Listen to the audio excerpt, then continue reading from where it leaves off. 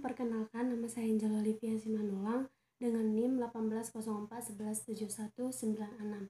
Nah, di sini saya membuat video yaitu yang bertujuan untuk melengkapi tugas mata kuliah metodologi yang dimana kami disuruh untuk penelitian.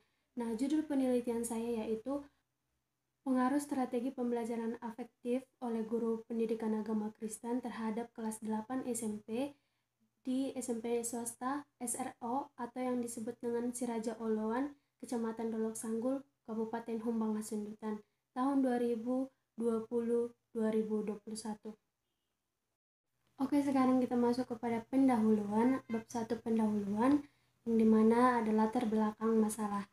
Nah, menurut Hamruni, yang dikutip dari Suyadi tahun 2015 halaman 190, mengatakan bahwasannya strategi pembelajaran efektif adalah strategi pembelajaran pembentukan karakter peserta didik. Nah, jadi strategi efektif ini yaitu strategi yang membentuk karakter peserta didik. Nah, yang dimana dikarenakan ranah afektif ini peserta didik sangat berkaitan dengan komitmen, tanggung jawab, kerjasama, disiplin, percaya diri, jujur, menghargai pendapat orang lain, mengendalikan diri, dan sebagainya. Nah, semua itu disebut tidak lain dengan nilai-nilai karakter. Nah, oleh karena itu, strategi pembelajaran afektif adalah strategi pembelajaran karakter itu sendiri. Dan selanjutnya, dalam strategi pembelajaran afektif menekankan pada karakter yang menyangkut kesadaran siswa yang bertumbuh dalam dirinya. Strategi pembelajaran afektif bukan hanya bertujuan untuk mencapai kognitif saja, namun menyangkut perilaku dan keterampilan siswa dalam pembelajaran dengan menekankan kepada aktivitas sebagai subjek belajar. Strategi afektif ini tidak hanya menuntut kita dalam segi kognitif, tapi harus dalam segi keterampilan dan perilaku itu menjadi subjek belajarnya. Karakter merupakan penanaman nilai-nilai hal yang baik kepada siswa dengan pembiasaan tabiat yang baik dalam siswa di dalam sekolah ataupun lingkungan masyarakat. Nah, kita sebagai calon guru PAK harus mengajarkan karakter yang baik kepada peserta didik supaya peserta didik tersebut bertabiat yang baik di dalam suatu masyarakat ataupun dalam suatu sekolah. Menurut Megawati yang dikutip dari Muslij tahun 2011 dari halaman 97, anak-anak akan tumbuh menjadi pribadi yang berkarakter apabila dapat tumbuh dengan lingkungan yang berkarakter. Jadi, siswa itu butuh yang namanya beradaptasi. Jika di dalam suatu lingkungan tersebut adaptasinya itu sangat buruk, maka kemungkinan besar siswa ini akan berdampak buruk juga. Nah, di sini kita ditugaskan sebagai calon guru PAK itu harus membawa anak-anak kita bertumbuh dalam pribadi karakter yang baik. Bila diamati pada zaman sekarang ini, banyak sekali anak-anak itu yang sudah menyimpang dari jalannya. Seperti anak SD itu sudah merokok, sudah menyimpang dari ajaran-ajaran agama. Kalau dia SMP karena pergaulannya sudah bebas. Nah, berkelahi di kelas, dan anak-anak yang kita hadapi itu pasti masih labil. Nah, di sini kita tuh guru PAK itu harus sangat berperan aktif dalam pembentukan karakter siswa. Nah, berdasarkan pengamatan saya di SMP SRO atau Siraja Oloan di Matiti, Kecamatan Dolok Sanggul, Humbang Hasundutan, bahwasanya ada pembelajaran yang kurang baik sehingga mempengaruhi karakter siswa dalam proses pembelajaran tersebut. Misalnya pada saat pelajaran dimulai, ada siswa yang berdoa, melipat tangan tetapi tidak menutup mata, atau siswa yang mengganggu temannya dalam berdoa, berbicara saat jam pelajaran sudah dimulai dan mengunyah permen karet saat jam pelajaran atau makan-makan, melompat pagar dengan alasan terlambat masuk, tidak membawa Alkitab mengikuti ibadah saat proses pembelajaran pendidikan agama Kristen. Penulis melihat bahwa masalah-masalah yang terjadi di lingkungan sekolah tersebut sangat menyangkut karakter siswa yang kurang baik.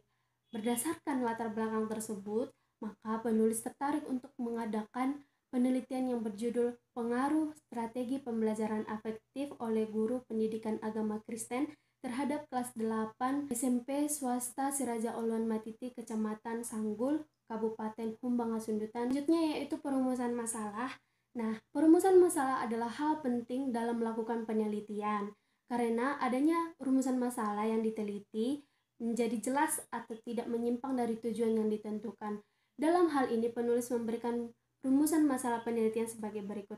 Apakah strategi pembelajaran afektif berpengaruh positif dan signifikan terhadap pembentukan karakter siswa kelas 8 SMP swasta SRO Siraja Oloan, Kecamatan Dolo Sanggul, Kabupaten Humbang Hasundutan, tahun 2021.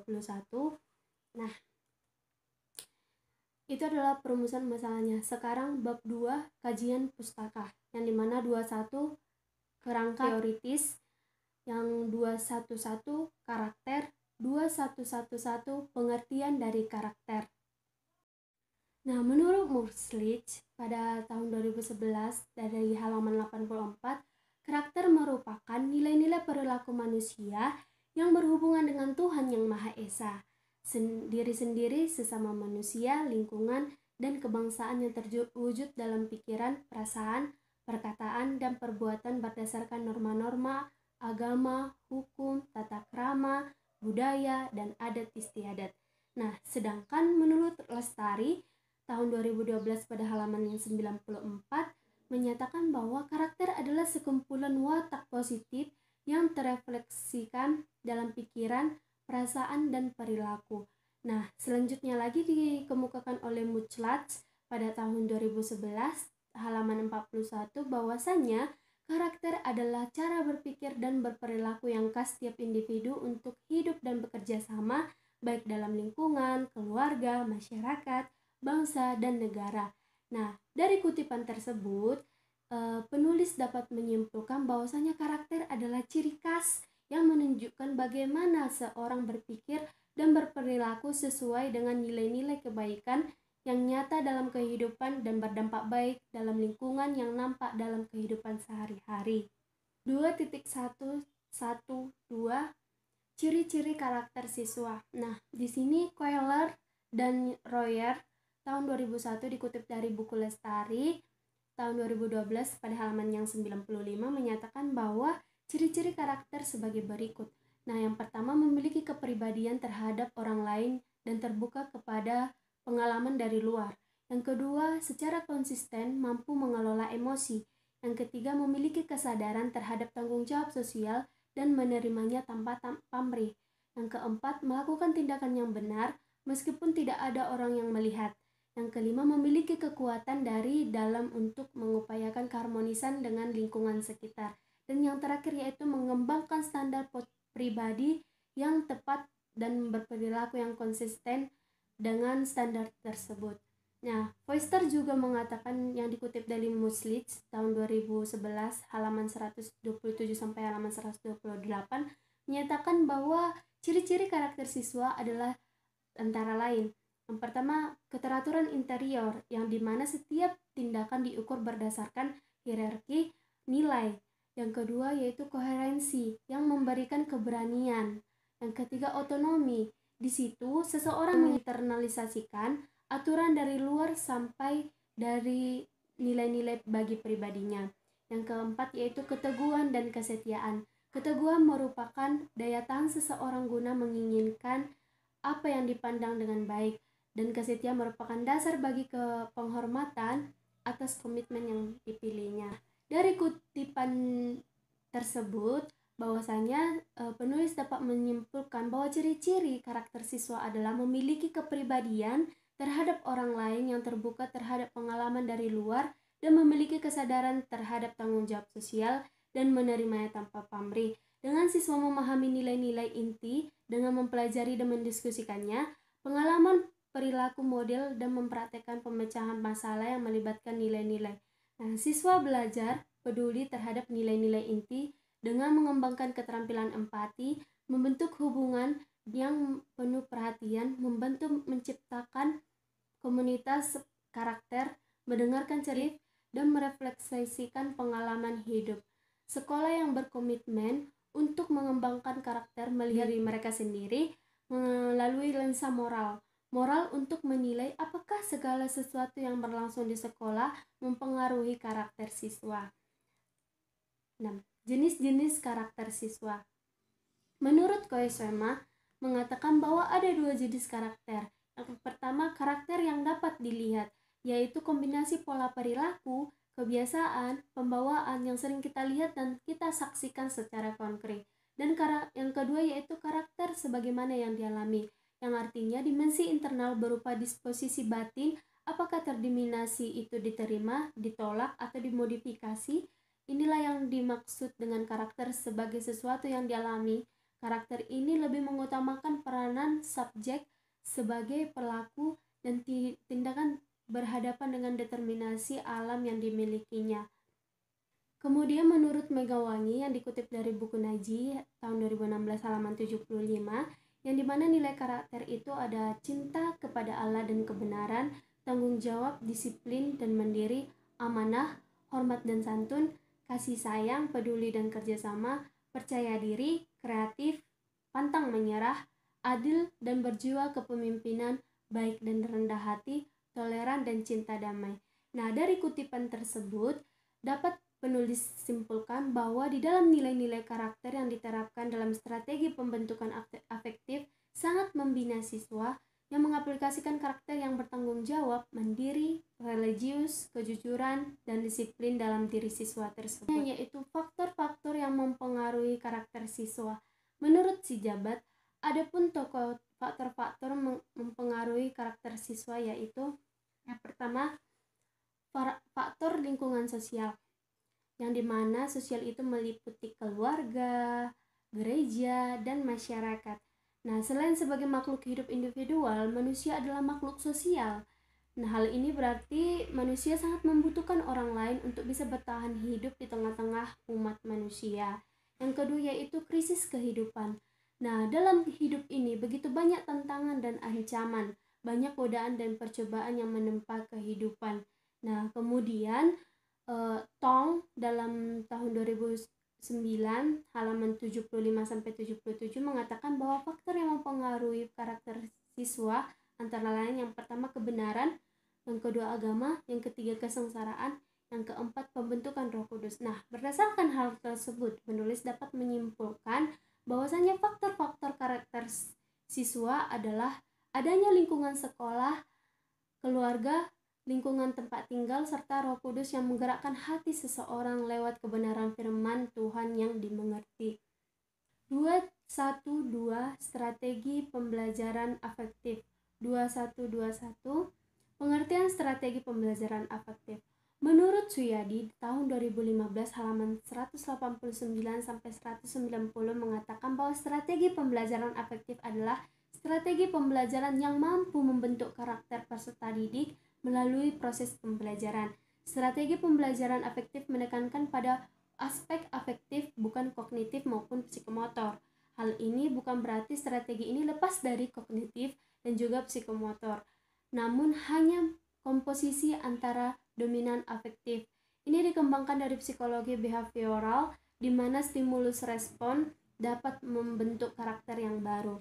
Nah, kemudian menurut Thurston dalam Walgito tahun 2005 halaman 126 mengemukakan bahwa sikap sebagai suatu tingkatan afektif baik bersifat positif dan negatif dalam hubungannya dengan objek-objek psikologis. Nah, berdasarkan kutipan di atas, maka dapat disimpulkan bahwa strategi pembelajaran afektif merupakan strategi pembelajaran yang membentuk karakter siswa, sehingga dengan membentuk karakter dapat stimulus respon dalam pembentukan karakter yang baru dan meningkatkan karakter yang tumbuh di dalam diri siswa bertanggung jawab, jujur, dan lain sebagainya yang diberikan oleh guru dalam proses pembelajaran secara berlangsung. Selanjutnya 2.1.2.2 Ciri-ciri strategi pembelajaran afektif. Nah, menurut Ahmadi tahun 2002 yang terdapat dalam halaman 178 menyatakan ada beberapa ciri dari afektif seperti yang pertama, afektif itu dipelajari karena afektif itu merupakan hasil belajar. Yang kedua, memiliki kestabilan. Afektif bermula dari dipelajari kemudian menjadi sangat kuat, tetap dan stabil melalui pengalaman. Yang ketiga yaitu personal societal significance. Efektif melibatkan hubungan antara seseorang dengan orang lain dan juga antara orang dengan barang atau situasi. Yang keempat, berisi kognisi dan afektif. Yang kelima, apokroats, avoidance, directi nationality. Nah, yang dari kutipan tersebut, penulis dapat menyimpulkan bahwa ciri-ciri strategi pembelajaran efektif adalah strategi yang membentuk karakter belajar dan situasi belajar yang dialami siswa dalam proses pembentukan dan kehidupan aktivitasnya, sehingga dengan siswa melakukan karakter belajar yang baik akan membuat dirinya semakin mendorong dan memilih yang baik dalam proses pembelajaran tersebut. Selanjutnya, faktor-faktor yang mempengaruhi efektif karakter belajar. Menurut Slameto tahun 2010 halaman 60-71 ada faktor-faktor eksternal dalam karakter belajar, yaitu disiplin sekolah. Disiplin sekolah erat hubungannya dengan kerajinan siswa dan sekolah dan juga dalam belajar. Nah, yang kedua, metode belajar banyak siswa melaksanakan cara belajar yang salah. Dalam ini perlu pembinaan dari guru. Ketiga, relasi antara guru dan siswa. Proses belajar mengajar terjadi antara guru dan siswa. Proses tersebut juga mempengaruhi oleh relasi yang ada dalam proses tersebut. Nah, dari kutipan tersebut dapat disimpulkan bahwa faktor-faktor yang mempengaruhi strategi pembelajaran efektif adalah dengan pembentukan aspek afektif, psikomotor, dan kognitif dalam diri siswa, dan terutama dari aspek afektif, karena ketika diterapkan aspek afektif dalam diri siswa sangat mempengaruhi diri siswa dengan melakukan adanya karakter disiplin baik dari sekolah maupun di luar sekolah. Metode belajar dan bahan ajar yang disusun dengan baik, kemudian relasi guru antara siswa terjalin harmonis dalam pembelajaran tersebut. Nah, pelaksanaan pembelajaran dengan menggunakan strategi afektif oleh guru PAK. Pola kebiasaan. Menurut Suyadi, mengatakan bahwa pada awalnya manusia memang membentuk kebiasaan, namun selanjutnya manusialah yang membentuk oleh kebiasaannya. Nah, menurut Suyadi tahun 2015 yang tertera dalam halaman 96 sampai halaman 197 mengatakan bahwa pembentukan karakter seseorang yang dilakukan proses modeling, yaitu pembentukan karakter melalui proses asimilasi atau proses mencontoh. Menurut si Jabat mengemukakan bahwa strategi efektif, guru dapat menerapkan metode diskusi, metode studi biografi, percakapan pribadi dan kelompok, refleksi aksi di dalam percakapan nilai-nilai yang akan dipelajari. Berdasarkan kutipan tersebut, maka penulis dapat menyimpulkan di mana penerapan strategi pembelajaran afektif di dalam pembelajaran pendidikan agama Kristen terdapat indikator terjadinya proses pembiasaan, modeling, metode diskusi dan studi biografi yang dimana guru dan peserta didik harus menjadi aktif dan dimana guru menjadi fasilitator untuk membantu siswa menemukan nilai-nilai karakter, nilai positif dan model atau pribadi yang bisa dijadikan sebagai idola terkhusus yang ada dalam Alkitab, sehingga nilai karakter yang telah ditemukan dan dipelajari oleh peserta didik kelak akan dipraktikkan di dalam kehidupannya sehari-hari, tidak hanya di lingkungan sekolah, bahkan juga di luar lingkungan sekolah. Dominan afektif dalam strategi pembelajaran afektif. Menurut Muldifor dan kawan-kawan tahun 2016 terdapat dalam halaman 96 bahwa afektif erat berkaitannya dengan nilai yang dimiliki seseorang. Karakter merupakan refleksi dari nilai yang dimilikinya. Nah, menurut Frankel dan dalam Gulo tahun 2002 halaman 147 mengatakan bahwa beberapa ciri tentang nilai sebagai berikut. Yang pertama, nilai adalah suatu konsep yang tidak berada di dalam dunia empirik, tetapi di dalam pikiran manusia. Yang kedua, nilai adalah standar perilaku, ukuran yang menentukan apa yang indah, apa yang efisien, apa yang berharga, yang diinginkan dan yang dipelihara dan dipertahankan. Maka penulis dapat menyimpulkan bahwa ada 5 hal yang sudah dipaparkan. Yang pertama tadi, menerima yang kedua merespon, yang ketiga menilai, yang keempat mengorganisasikan, yang kelima yaitu karakteristik. Implikasi dalam strategi pembelajaran afektif. Menurut Gulo, tahun 2002 halaman 156 mengatakan bahwa 3 hal yang termasuk dalam pelaksanaan kawasan afektif yang berhubungan dengan nilai atau value dalam strategi pembelajaran afektif saat proses belajar mengajar, yakni yang pertama tujuan pengajaran, yang kedua stimulus, yang keempat yaitu mengevaluasi. Nah, kerangka pemikiran. Strategi pembelajaran afektif adalah strategi pembelajaran yang membentuk karakter siswa dalam proses pembelajaran berlangsung. Nah, karakter merupakan perilaku yang tampak dari kehidupan sehari-hari, baik dalam sikap maupun bertindak. Nah, dalam hal ini, strategi pembelajaran efektif yang diterapkan oleh guru PAK mempengaruhi karakter siswa dalam strategi pembelajaran efektif. Kemudian, strategi yang digunakan dalam pembelajaran yaitu dengan menggunakan berbagai macam strategi pembelajaran efektif yang bervariasi dengan memancing minat dan perhatian serta kemauan siswa tersebut. Misalnya, dalam menciptakan suasana pembelajaran dalam berlandaskan kekeluargaan dan membuat suasana kelas menjadi girang dan menarik. Oleh karena itu, karakter pada standar perilaku ukurannya yang menentukan kriteria seseorang tentang mana baik dan mana yang tidak baik. Ini 2.3 hipotesa penelitian. Nah, hipotesa merupakan perumusan jawaban sementara dari suatu penelitian yang harus diuji kebenarannya melalui penelitian. Menurut Sugiono, tahun 2013 halaman 159, hipotesa merupakan jawaban sementara terhadap perumusan masalah penelitian. Nah, selanjutnya menurut Arikunto, tahun 2006 halaman 55 mengatakan hipotesa adalah alternatif dengan jawaban yang dibuat oleh peneliti bagi problematika yang diajukan dalam penelitian. Maka penulis mengajukan hipotesa atau jawaban sementara dalam penelitian ini. Terdapat pengaruh yang positif dan signifikan dalam strategi pembelajaran afektif oleh guru PAK terhadap karakter siswa kelas 8 di SMP swasta Siraja Oloan, Kecamatan Dolok Sanggul, Kabupaten Humbang Hasundutan.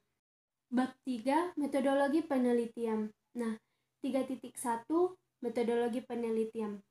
Metode penelitian adalah strategi umum yang dianut dan dalam pengumpulan data untuk menjawab pertanyaan yang dihadapi.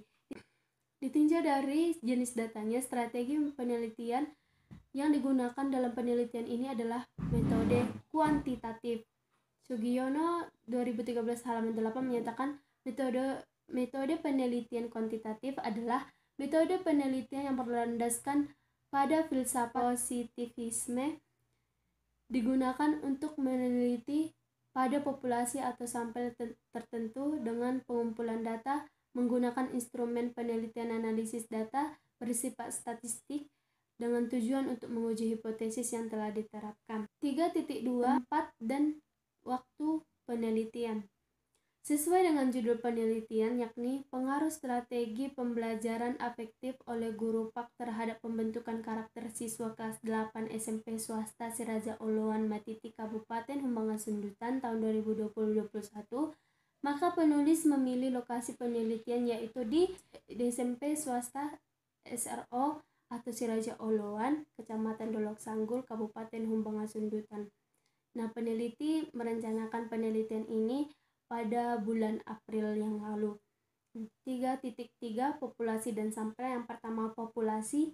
Arikunto menyatakan populasi adalah keseluruhan objek penelitian. Dengan demikian, populasi penelitian ini adalah seluruh siswa kelas 8 di SMP swasta Siraja Oloan Matiti yang berjumlah 132 orang yang dibagi dari 6 kelas, dapat dilihat dari tabel di bawah ini.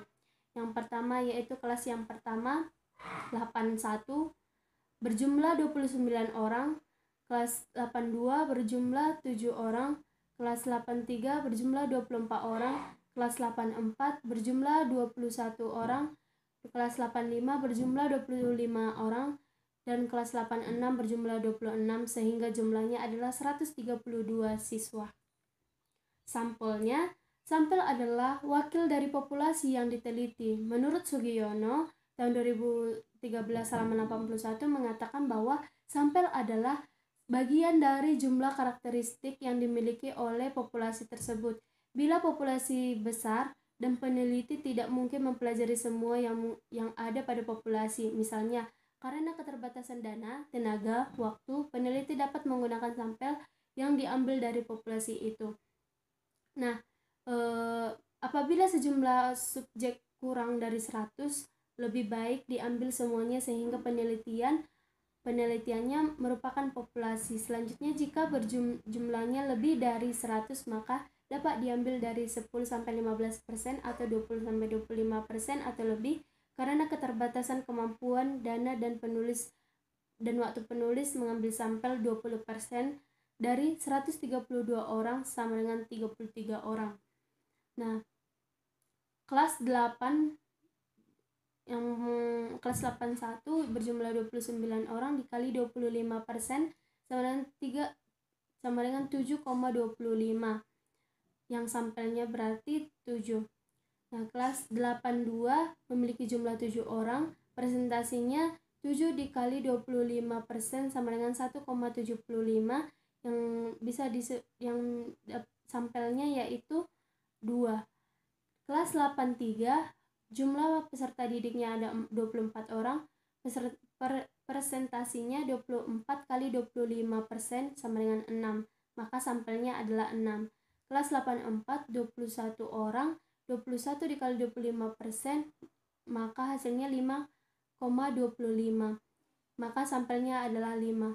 Kelas 85 berjumlah 25 orang, presentasinya 25 kali 25% sama dengan 6,25, maka sampelnya adalah 6. Kelas 86 berjumlah 26 orang, presentasinya 26 dikali 25% sama dengan 6,5, maka sampelnya adalah 7.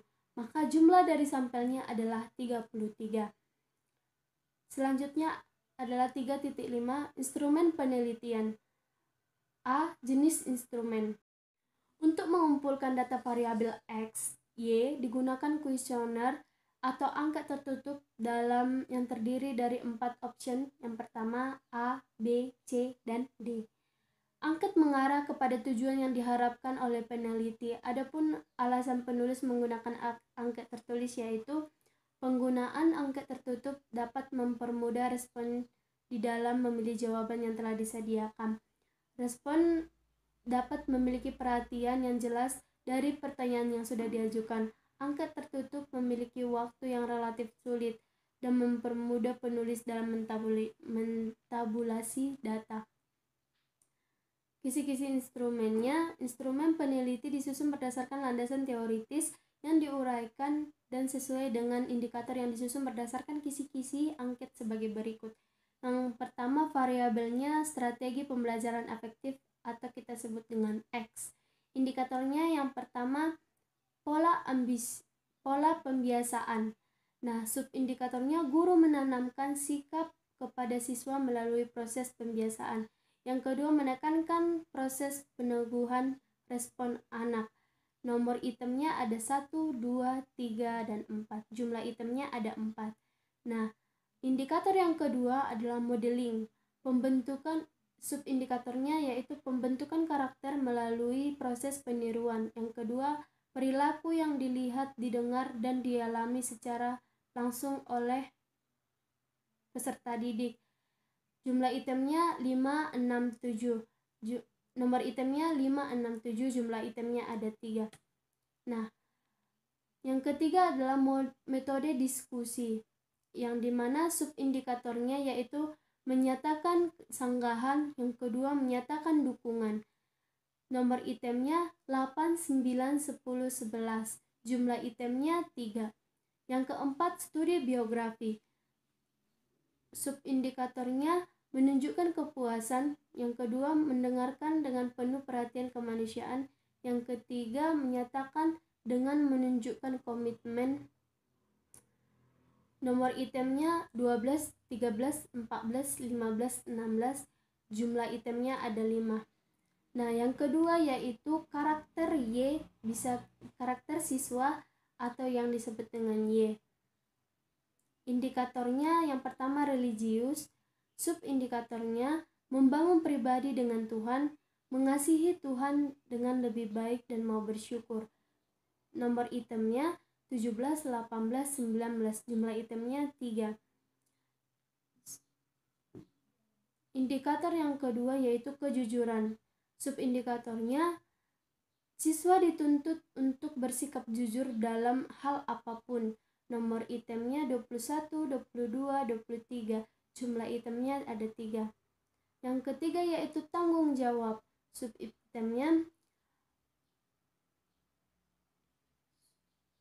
Subindikatornya, siswa dituntut untuk melakukan tanggung jawab dalam hal yang kecil. Yang kedua, memiliki tanggung jawab yang kuat sehingga dapat membentuk karakter siswa. Nomor itemnya 23, 24, 25, 26. Dan jumlah itemnya adalah 4. Yang keempat yaitu disiplin.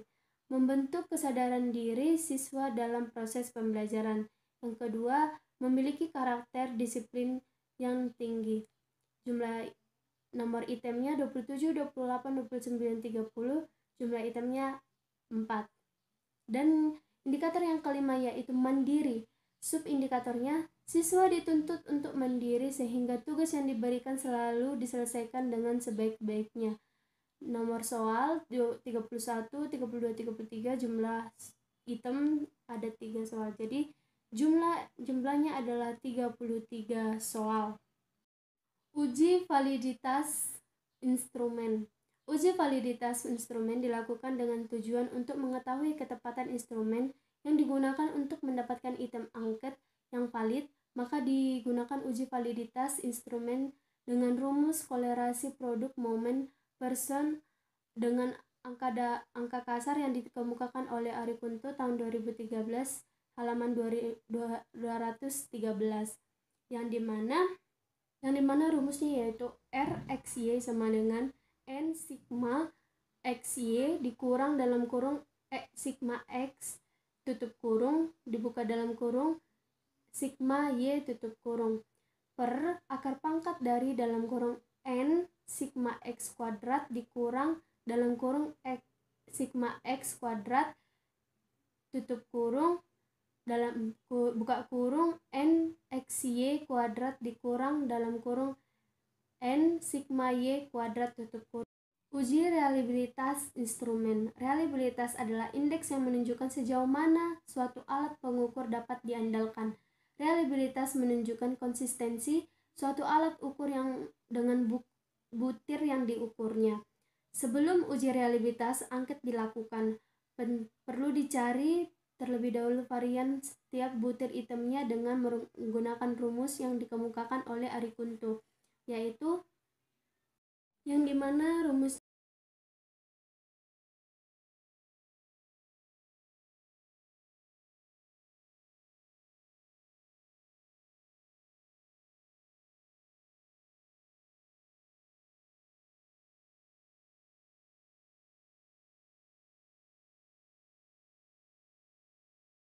pengumpulan data.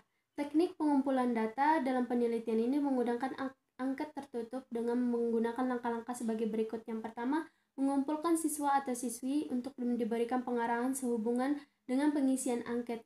Yang kedua, menyebarkan angket kepada respon untuk menjawab pertanyaan, memilih satu option untuk memberikan tanda silang atau X pada option yang dipilih. Yang ketiga, mengarahkan dan membantu siswa-siswi untuk menjawab pertanyaan dan menjelaskan soal-soal dengan jujur dan yang kurang dimengerti. Dan yang terakhir, mengumpulkan kembali angket dan mengelolanya. Analisa data. Analisa data digunakan adalah analisa kuantitatif yang disebut teknik statistika untuk mengolah data yang berbentuk angket. Dalam menganalisa data, penulis mengorganisasikan pengelolaan data sebagai berikut. Yang pertama, mendistribusikan jawaban respon terhadap alternatif jawaban. Yang kedua, mendistribusikan jawaban responden berdasarkan bobot jawaban. Yang terakhir, melakukan uji persyaratan analisis. Uji hubungan positif. Untuk mengetahui ada tidaknya hubungan antara variabel X dan variabel Y, maka digunakan rumus kolerasi produk momen person dengan nilai simpangan yang dikemukakan oleh Sugiono, yang dimana rumusnya yaitu RXY sama dengan sigma XY per akar pangkat sigma X kuadrat sigma Y kuadrat, yang dimana RXY sama dengan jumlah skor penilaian X dan Y, sigma X sama dengan jumlah skor variabel X sama dengan X dikurang X, sigma Y jumlah skor perkalian Y, yang dimana Y dikurang Y, sigma XY sama dengan koefisien kolerasi antara X dan Y. Untuk menguji data yang signifikan atau nyata digunakan dalam rumus T yang dikemukakan oleh Sugiono tahun 2011, mengkonsultasikan dengan T tabel, yaitu T sama dengan R akar pangkat dari N kurang 2 per akar pangkat dari 1 dalam buka kurung R tutup kurung kuadrat. Analisis regresi menguji persamaan regresi Y atas X. Untuk mengetahui konstanta regresi atau A dan koefisien ARA atau B digunakan rumus yang dikemukakan Sugiono pada tahun 2011 pada halaman 266 sampai 267, bahwasanya ditemukan rumus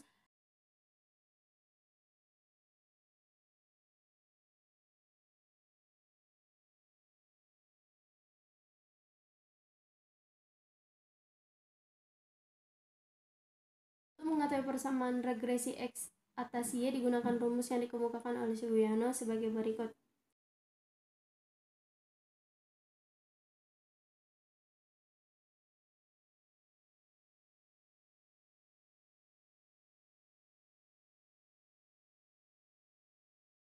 Uji koefisien determinasi atau R kuadrat menurut Sugiono tahun 2011 mengemukakan bahwa analisis kolerasi dapat dilanjutkan dengan menghitung koefisien determinasi dengan cara mengkuadratkan koefisien yang ditemukan. Dari pendapat tersebut, maka koefisien determinasi atau R kuadrat dapat dihitung dengan rumus R kuadrat sama dengan 100 kali R kuadrat persen. Uji hipotesa mencari nilai F, dihitung dan mengkonsultasikannya dengan F tabel untuk melihat signifikan pengaruh dengan rumus sebagaimana yang dikemukakan Sugiono tahun 2011, di mana rumusnya yaitu F sama dengan S2 rek per S kuadrat rek per S kuadrat sis. Selanjutnya hasil jawaban yang diperoleh dari uji F dapat digunakan untuk menentukan penerimaan atau penolakan hipotesis dalam penelitian itu. HA sama dengan jika F dihitung lebih dari besar daripada F tabel, artinya terdapat pengaruh positif yang signifikan antara strategi pembelajaran afektif oleh guru PAK terhadap pembentukan karakter siswa kelas 8 di SMP swasta Siraja Oluan, Kecamatan Dolok Sanggul, Kabupaten Humbang Hasundutan tahun pembelajaran 2020-2021. HO sama dengan jika F dihitung lebih kecil dari F tabel, artinya tidak terdapat pengaruh positif yang signifikan antara strategi pembelajaran afektif oleh guru PAK terhadap pembentukan karakter siswa kelas 8 di SMP swasta Siraja Oluan, Kecamatan Dolok Sanggul, Kabupaten Humbang Hasundutan tahun 2020-2021. Demikian hasil penelitian yang bisa dapat saya paparkan pada hari ini. Demikian hasil penelitian yang saya dapatkan ya dalam SMP SRO atau Siraja Oluan, Dolok Sanggul, Kabupaten Humbang Hasundutan. Sekian dan terima kasih. Shalom.